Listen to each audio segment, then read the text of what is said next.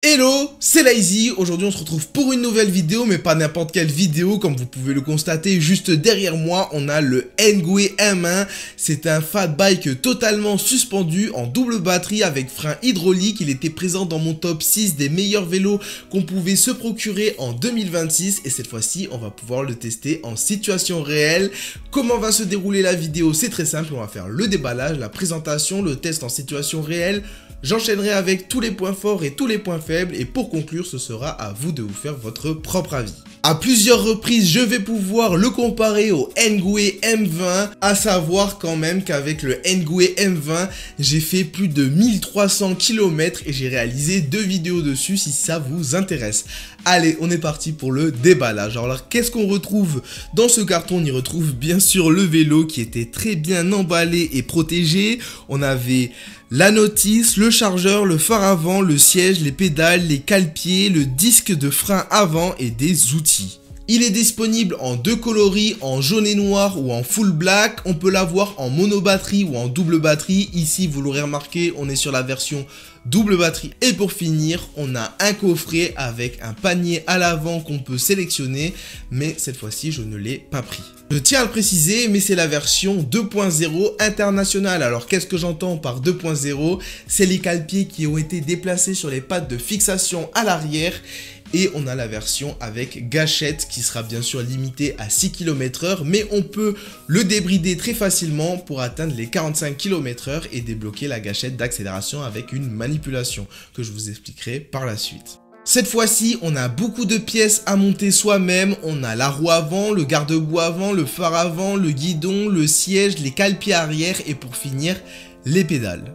Le Ngwe M1 est un fat bike biplace d'une longueur de 1,70 m avec un cadre tubulaire en aluminium principalement prévu pour la route avec ses pneus route en 20 par 4 de large, mais il peut être aussi utilisé sur plusieurs terrains différents comme le sable et la neige si on lui installe des pneus à crampons type Kenda ou Shaoyang. On est sur des jantes à bâton, les roues sont entourées de garde-boue en plastique. À l'avant, on retrouve une fourche de suspension non réglable et non bloquable avec un débattement de 60 mm.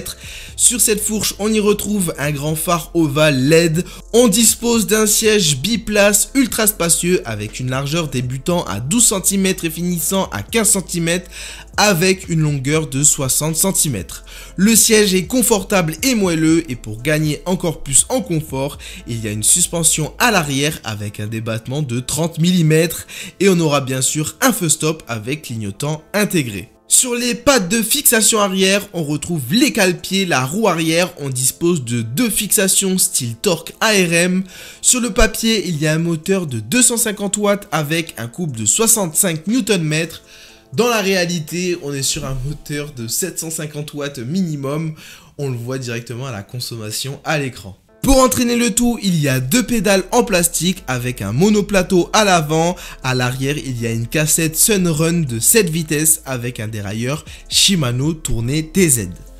Pour arrêter le bolide, il y a 2 freins à disque en 160 mm avec des étriers hydrauliques.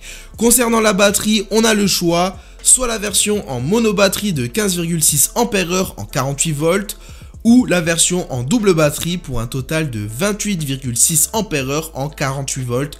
Donc vous l'aurez compris, la seconde batterie est de 13 Ah.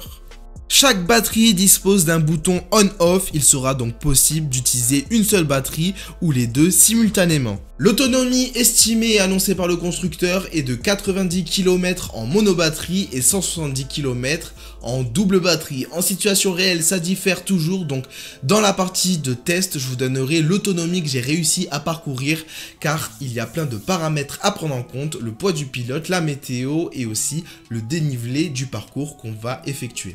Le guidon fait 70 cm de largeur, sur chaque extrémité on aura les poignées en caoutchouc ergonomique avec les leviers de frein hydrauliques. Au milieu on a le display coloré, on y retrouve le niveau de la batterie sur 5 bâtons, on a notre mode de vitesse, la vitesse en km/h, il est possible d'afficher le kilométrage total ou journalier, le voltage de la batterie et la consommation de watts en direct. Sur la gauche il y a les commandes power plus moins, le bouton I et le bouton pour gérer l'éclairage. Plus à gauche, il y aura les commandes pour les clignotants et l'avertisseur sonore. Sur la droite, on aura la poignée d'accélération. Le vélo pèse 35 kg sans batterie, 39 kg en monobatterie et 43 kg en double batterie. Il peut supporter un poids de 150 kg, il est IPX4, il est destiné aux personnes mesurant entre 1m68 et 1m90. Le guidon n'est pas réglable en hauteur, il est à 113 cm à partir du sol et la selle est aussi non réglable, elle est à 84 cm à partir du sol. On va pouvoir partir sur le test en situation réelle, mais juste avant, on laisse les batteries chargées jusqu'à 100% et bien sûr, on vérifie la pression des pneus avec cette petite pompe électrique sur batterie, la Xiaomi 2S. Personnellement, c'est celle que j'utilise au quotidien. On pourra avoir plusieurs postures différentes selon où l'on s'installe sur le siège. On aura la possibilité d'avoir une position assez droite ou penchée vers l'avant selon les envies. Une fois installé dessus, on pourra régler le guidon d'avant en arrière. On remarque directement son confort général sur la route grâce à son siège moelleux et ses gros pneus et aussi grâce à ses deux suspensions. Il est très stable et très maniable, les pneus ont une bonne accroche. Je l'ai emmené en off-road et j'ai été surpris d'être aussi stable sur la terre ou même sur les graviers. Après, il faudra oublier les chemins boueux. Pour lancer le vélo quand il est à l'arrêt total, on appréciera la présence de la gâchette d'accélération. Le vélo est dynamique, on atteint rapidement les 25 km/h, on a 5 modes d'assistance différents, 10, 15, 17, 20 et 25 km/h en mode bridé et 27, 30, 37, 40 et 45 km/h en mode débridé. Pour le débrider, il suffira de rester appuyé sur le levier de frein et la gâchette d'accélération en allumant le vélo. Une fois qu'il est allumé, on reste dans cette position pendant 10 secondes et le tour est joué, il sera débridé. Et pour le brider de nouveau, il faudra faire la même manipulation.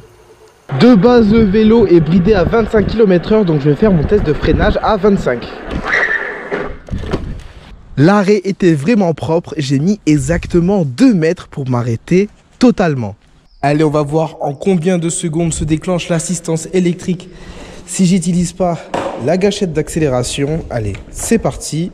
1, 2, et au bout de 2 secondes, le tour est joué et l'assistance vient directement nous aider. Et comme on le voit en termes de vitesse max, on est déjà à 30 km/h, 35, 37, 38, 39.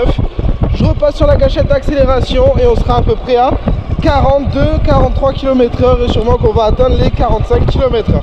Le vélo est destiné à la route, mais il pourra rouler sur des terrains forestiers. Je vais rentrer un tout petit peu plus en détail sur le confort des suspensions. Concernant la suspension arrière, j'ai été surpris. Elle fonctionne plutôt bien, elle effacera parfaitement les petites irrégularités comme les bosses plus marquées. La suspension avant m'a aussi surpris, elle va offrir cette sensation nuageuse et moelleuse et gommera les petites imperfections comme les plus grosses, tant que ça reste progressif. Si on prend un impact d'un coup sec, on entendra des petits bruits de claquement.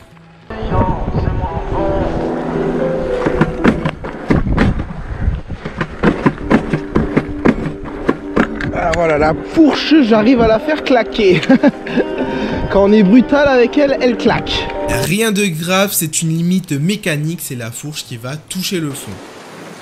Il faut y aller en douceur, faut pas y aller d'un coup sec net mon copain, je te le dis, sinon elle va claquer, elle va pas être contente. Hein.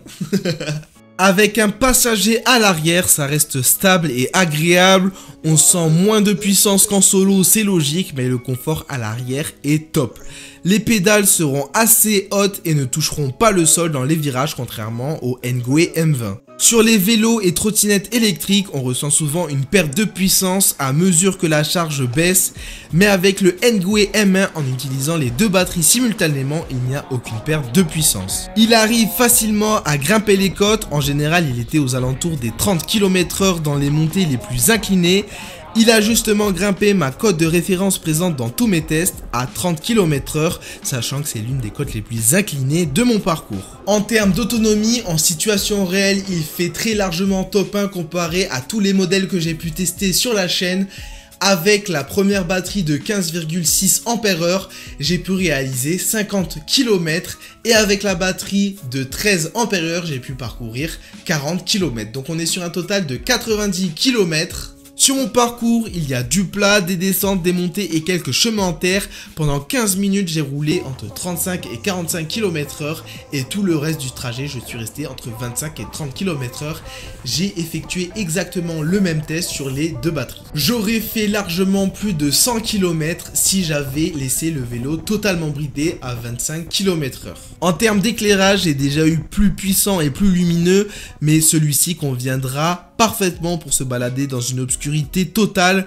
On regrettera l'absence des clignotants à l'avant. On retrouve ce Engwe M1 sur le site officiel du constructeur à 1099 € pour la version monobatterie et à 1299 pour la version double batterie. Si jamais j'ai réussi à vous obtenir un code promo, je vous le mettrai juste ici en bas de l'écran. Ça peut toujours faire plaisir d'avoir une petite réduction. Il est presque parfait, mais malheureusement il ne l'est pas. Je vais lui citer tous ses points faibles et tout ce qui pourrait être amélioré sur ce modèle et j'enchaînerai par la suite avec tous les points forts. On commence avec le premier point faible. Pour moi, c'est les poignées, elles sont trop basiques et je les ai changées pour des poignées un peu plus confortables. Ensuite, on aura l'absence de clé pour allumer le vélo. On aura la cadence de pédalage, elle est idéale à 25 km/h, mais au-delà de 30 km/h, elle devient un peu trop élevée.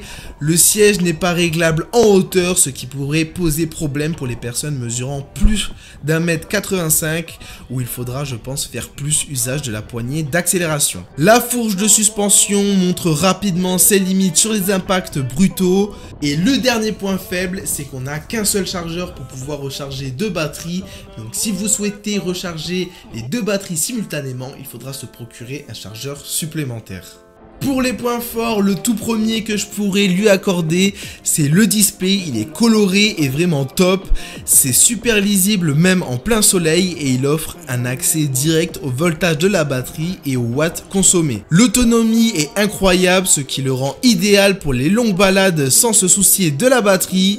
Il est super confortable, stable et bien conçu. J'ai pu rouler sans les mains à plusieurs reprises et c'était un réel plaisir. On a la présence des freins hydrauliques, on apprécie. Ce que j'apprécie tout autant, c'est de pouvoir le brider et le débrider en quelques secondes sans avoir à rentrer dans les menus. Et pour finir, on a un excellent rapport qualité-prix pour un biplace et niveau SAV, Engwe, il n'y a rien à dire. En général, ils sont au top. Alors oui, je l'ai dit en début de vidéo, précédemment j'avais le Engwe M20, j'ai parcouru beaucoup de kilomètres avec, mais j'ai une préférence pour celui-ci. Sur le Engwe M20, je préférais la suspension avant et les doubles phares à l'avant. Mais ce que je préfère sur ce Engwe M1, c'est la suspension arrière, les freins hydrauliques, le confort du siège, qu'on ait accès au voltage de la batterie en direct, qu'il soit 100% homologué avec la gâchette limitée à 6 km/h et qu'il soit bridable et débridable avec la manipulation. Ah oui, j'allais oublier aussi le fait qu'il soit biplace, pouvoir avoir un passager à l'arrière, c'est incroyable. En tout cas, moi, je pense avoir fait le tour. Si jamais je n'ai pas répondu à certaines de vos questions, n'hésitez pas à me le faire dans l'espace commentaire. Si la vidéo vous a plu, n'hésitez pas à me lâcher un petit pouce bleu et vous abonner si ce n'est pas encore fait. Nous, on se retrouve pour d'autres vidéos et moi, je vous dis à plus les potes. Toujours les mêmes journées de galère, une boule au ventre qui te sidère. Et c'est le prix à payer pour voir rentrer le salaire. J'ai un billet bleu pour un pochon vert et pas si bien viscère. Tout ce que je demande c'est le sourire de ma mère, mon père, ma soeur et de mes frères. J'ai payé déjà 18 ans de guerre, 18 ans de guerre face à la vie. Mes convictions, mon arme de poing, mes rêves, mon arme secrète. Et depuis le début je bats en retraite car faut éviter les pièges.